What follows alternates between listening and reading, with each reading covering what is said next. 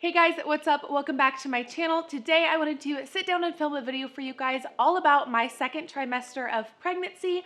I did this video as well for the first trimester, just kind of a recap on the symptoms and the must-haves for your first trimester. So now we're doing it for second trimester. So if you want to see all the details regarding my second trimester, then go ahead and just keep watching. Also, if you're wondering how pregnancy is going, I am feeling great. So I'm gonna go ahead and jump right on in to all of the details regarding my second trimester. Just as I did in first trimester, I wrote them down as they happened, as these symptoms occurred.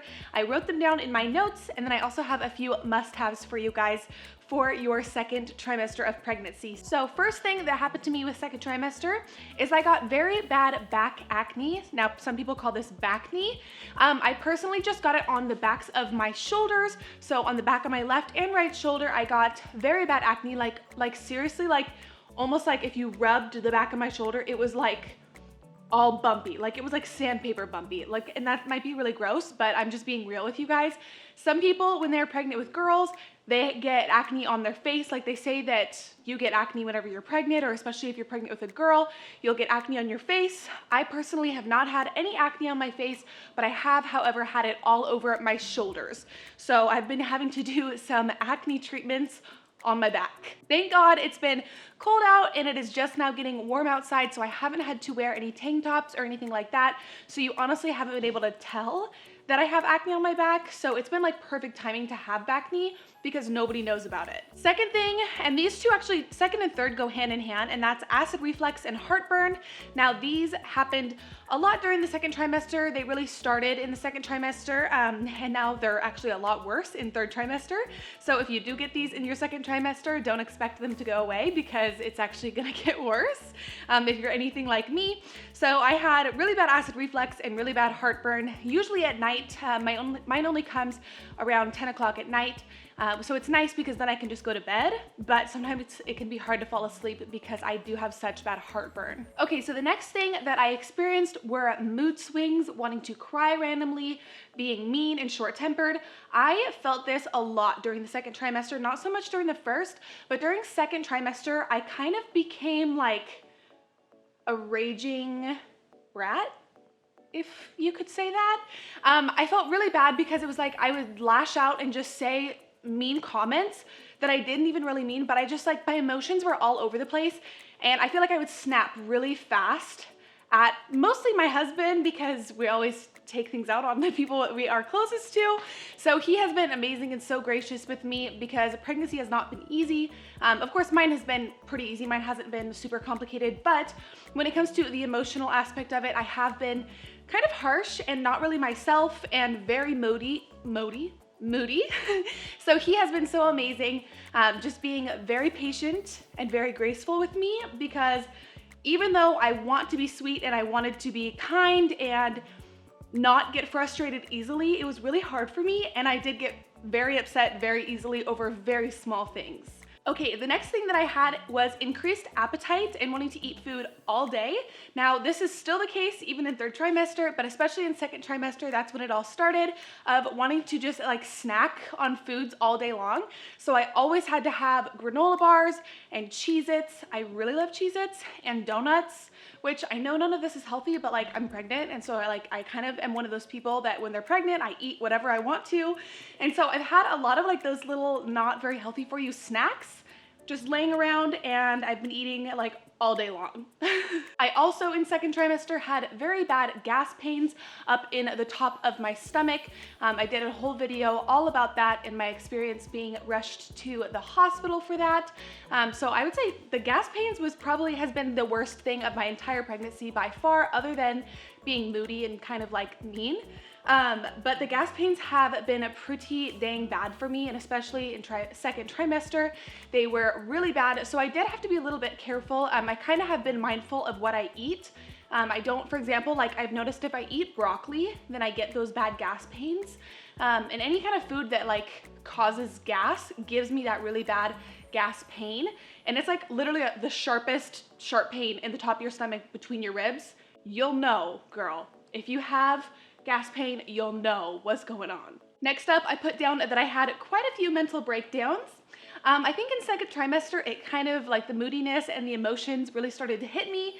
And I had quite a few mental breakdowns regarding just like, oh my gosh, I'm gonna be a mom.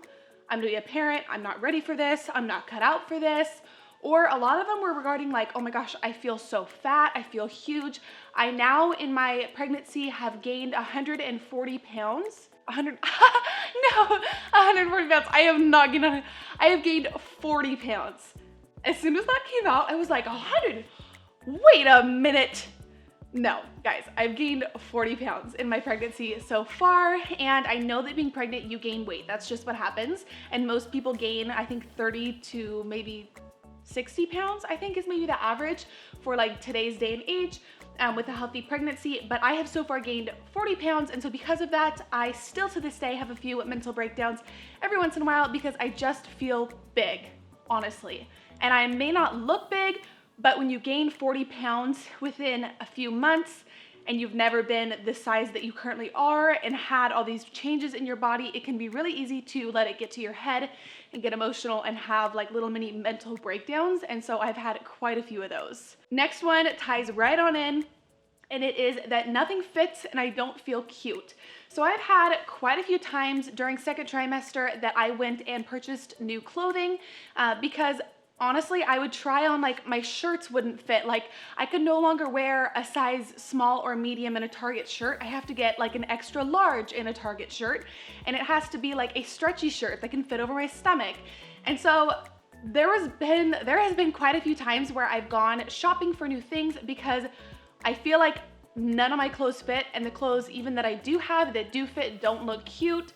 So it can be kind of hard when you are pregnant to feel cute in the clothing that you do have. I will say, girl, get yourself to a thrift store, go to the dress section and get some comfy dresses because they are the best things ever. And they're just like big and comfortable and airy so you don't sweat. And yeah, it's amazing. I would highly recommend, if it's warm out, wearing dresses when you're pregnant. Next one is breast pain. And now I know that they say that one of the ways to tell if you are pregnant in like very first trimester, one of the beginning like symptoms of pregnancy is breast tenderness and pain. And I had a little bit of that in the first trimester, but not nearly anything close to what I had in second trimester. There were days where I would lay in bed and not even go to work and not even be able to move my arms. Like I could not lift my arms up because my breasts hurt so bad, like all over on top and in these areas, like into my armpit. I had so much pain. And so I actually ended up calling my doctor one of the times because I was like, this can't be good. Like this can't be a good thing that I'm in this much pain. And they explained to me that I probably was just getting my milk in early and getting my colostrum in, and that it's a good thing because I'm gonna have a good supply for the baby once she's here, but it is gonna be a bit painful because it is so early. And so at first I was doing heating pads, but those didn't seem to help. So I ended up switching to cold compresses on my breasts, and those help a lot. So if you do have any breast pain or tenderness because of your colostrum coming in second trimester, or even in third trimester, I would highly recommend doing cold compresses. So speaking of colostrum, I actually started leaking colostrum at 26 weeks of my pregnancy. So I'm now 30 weeks. So a few weeks ago, I noticed that I was starting to have production of colostrum. And if you don't know what that is, colostrum is like the milk that comes before the milk. So it's like, they call it liquid gold. It's like the best stuff ever for the baby. And you're supposed to freeze it and keep it and give it to the baby right when the baby comes before you actually go into breast milk and your real breast milk. So colostrum comes first, and then it goes to your normal breast milk. So I started leaking colostrum at 26 weeks. And because of that, I have started pumping, not on a regular basis, but I do pump like probably once a week or sometimes twice a week. It's not enough to where I can actually like even get enough for a bottle, but I definitely am leaking enough to where if I do pump, I get a small amount, if that makes sense. Okay, next one is having Charlie horses in my calf muscles. There have been multiple times during the second trimester where I have woken up in the middle of the night to having Charlie horses in my calf muscles or in my knee, in my feet, in my thighs, just all throughout my legs. Like I will wake up and I'm in the middle of the worst Charlie horse ever. And I will have to like curl up in a ball and just like rock back and forth. And sometimes they can be so painful. So what I have noticed is what helps is having my husband massage my feet before I go to bed, or like give me a calf massage, which he doesn't do that often. But when he does do it, it's amazing and it definitely does help. Also staying active. My husband and I have made a point to go on walks together, and we take our dog on walks, and it's so fun. It's just like such a fun thing to do together, and just like bonding and like leave our phones at home, just be like in the moment, hang out with each other, spend time alone, and being active and just going on a walk. I know it's not something that's super like hardcore exercise, but it has really helped with my Charlie horses and with keeping them like at bay, I guess. Okay, so I have two more symptoms that happened during the second trimester of pregnancy. The first one is itchy rashes in the folds of my arms. So in the folds of my arms right here, on both of them, I have had red bumps pop up and they itch really bad. And if I sit there and itch them, they will just get worse and worse and worse. Now I've never had this before. It's not like eczema or anything like that I just have. And it pops up and kind of like gets inflammated. I don't know how to say that word. Anyways, you know what I'm saying, but it gets that way at random times and then it itches really bad. So I have just learned to not scratch them and to leave them alone, and then they don't get super bad. But I did look it up, and pregnancy rash is a thing, and it's not something that is super dangerous or something to worry about. It is something that most women deal with, and they can get it in the folds of their arms or other places. I just personally got it in the folds of both of my arms. Okay, so the last symptom, or I guess maybe side effect that I had of second trimester, and probably one of the worst, and this is one that I did not think that my body would do, and I actually was horrified when it started to, and really upset, really sad. And this is something that I've kind of had to go through and tell myself that, you know what, you're growing a human, this is amazing, your body's beautiful no matter what, and kind of just work through it. And that is getting stretch marks. So my mom told me that when she was pregnant with all three kids, me, my sister, and brother, she did not get any stretch marks. So knowing that stretch marks are hereditary, I thought, okay, I'm not gonna get any stretch marks. Well, I was wrong. I actually have quite a few stretch marks. I have them not actually at all on my stomach. None of them are on my stomach. They are on my thighs, on my bum, and on my hips. That's where I have all of my stretch marks, and they are not extremely noticeable, but I mean, they're definitely there. So I have been using a sugar scrub for stretch marks. I've been using that in the shower, whenever I shower, and really making sure that I exfoliate my skin. And then I also use a stretch mark butter lotion, and I will tag both of those products in the description bar down below. That way you can check out those products that I use. And then I also just use coconut oil. A lot of the time, probably 2 or 3 times a week, I will lather my entire body with coconut oil, including my face and my hair, because coconut oil is good for your hair as well. Which, by the way, did you notice? I got my hair cut. That's a whole nother thing that we're gonna talk about in third trimester, what started happening to my hair, because, well, just stay tuned for that. But yeah, so I cover my entire body in coconut oil like 2 or 3 times a week, sleep in it, wake up in the morning, take a shower, and that has really, I feel like it's helped with my stretch marks and all of that. Like, it just, coconut oil is really good for your skin. So would highly recommend doing coconut oil all over your body if you are struggling with stretch marks. Okay, so that is all the symptoms / side effects that I dealt with in my second trimester of pregnancy. Now I have just a few must-haves for you guys for the second trimester, some things that I could not live without. So first one is my heartburn and gas medication. For heartburn, I do take Pepcid is what it's called. And then for gas medication, I have been taking Gas-X. Both of those medicines, or medications, I guess, have done really good for me. I also have started to take Tums, and I think that Tums works pretty well too. Next thing is maternity clothes and comfy clothes. By the time you're in your second trimester, girl, you are getting large, you're getting uncomfortable, you just want to be cute yet comfortable. So like I said, dresses are your best friend because they're comfortable and they're cute. You don't have to try that hard, but you look like you did try. I also absolutely had to have a fan blowing on me all night, every night, and I still have this to this day. I set up a fan at the end of our bed, and I just have it blow on me all night long, even with a blanket on or in the middle of the night. I always pull the blanket off and I just lay there with the fan blowing on me because I get so hot and sweaty in the middle of the night, and I don't wear like a sweatshirt or sweats or anything like that to bed. All I wear is a big, long, baggy t-shirt, and I still sweat like crazy. So having a fan next to your bed to just blow air on you all night, oh, it's so amazing. The other must-have that I put down is coconut oil, which I already touched base on. You're gonna wanna do some coconut oil for your stretch marks if you are getting those. And then the last must-have, actually one more must-have, would be the cold compresses, which by the way, my doctor told me to use cabbage leaves. So if you are going through any breast pain, I think it's called I don't know how to say it, but when your milk production's coming in, but it's like not able to come in, it's like blocked, it's called like mastis, I think is how you say it. I might be totally butchering that word, or mastis, I don't know. Anyways, they told me to put cold cabbage leaves on my breasts with a sports bra on to keep them in place, and that really helps and works as a cold compress.